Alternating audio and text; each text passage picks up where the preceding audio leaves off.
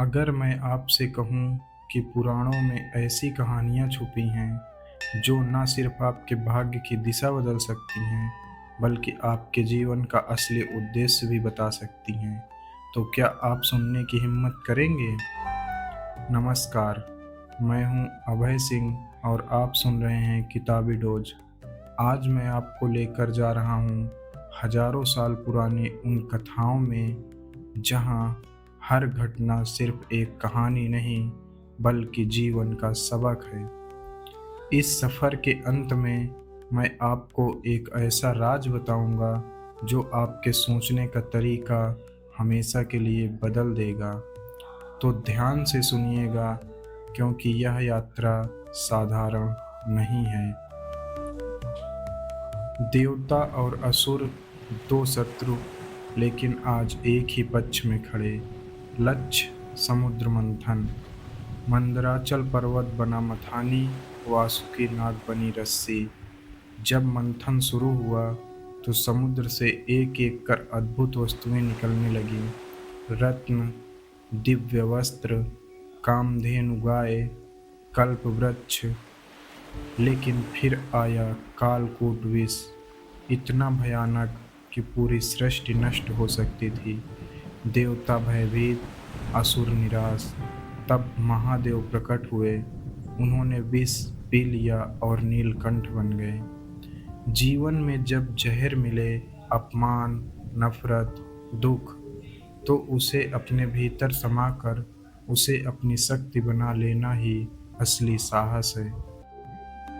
अगर ये कथाएं आपको छू रही हैं तो इस वीडियो को लाइक करें और किताबी डोज को सब्सक्राइब करें, क्योंकि आगे जो कहानी है वो आपके दिल को हिला देगी। लंका का स्वर्ण महल, रावण की अजेय सेना। राम के सामने ये युद्ध आसान नहीं था, लेकिन राम ने धर्म का साथ चुना। लक्ष्मण, हनुमान और वानर सेना के साथ उन्होंने एक एक कदम बढ़ाया।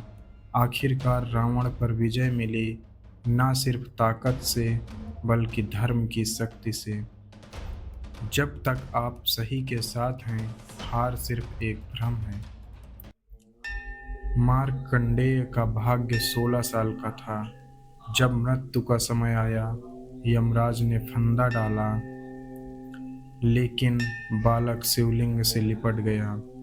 शिव प्रकट हुए, यमराज को रोका और मार्कंडेय को अमर आशीर्वाद दिया।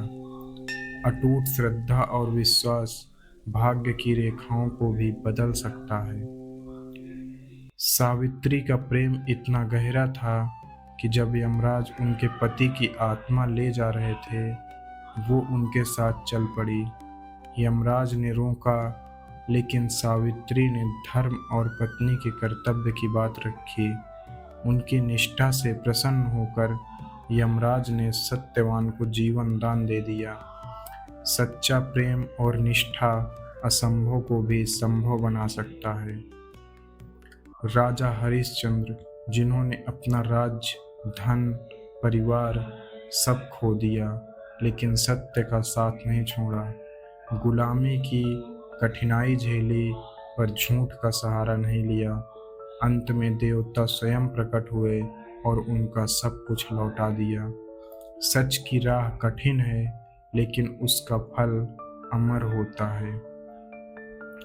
पुराण कहते हैं, जो इन कथाओं को सुनता है उसका मन निर्मल होता है और जीवन सार्थक। असली अमृत वो नहीं है जो अमृत तो दे, बल्कि वो जो मन को पवित्र और आत्मा को दृढ़ बना दे।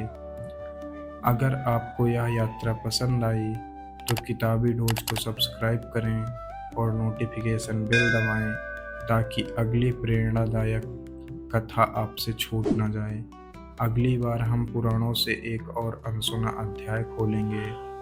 तब तक के लिए नमस्कार।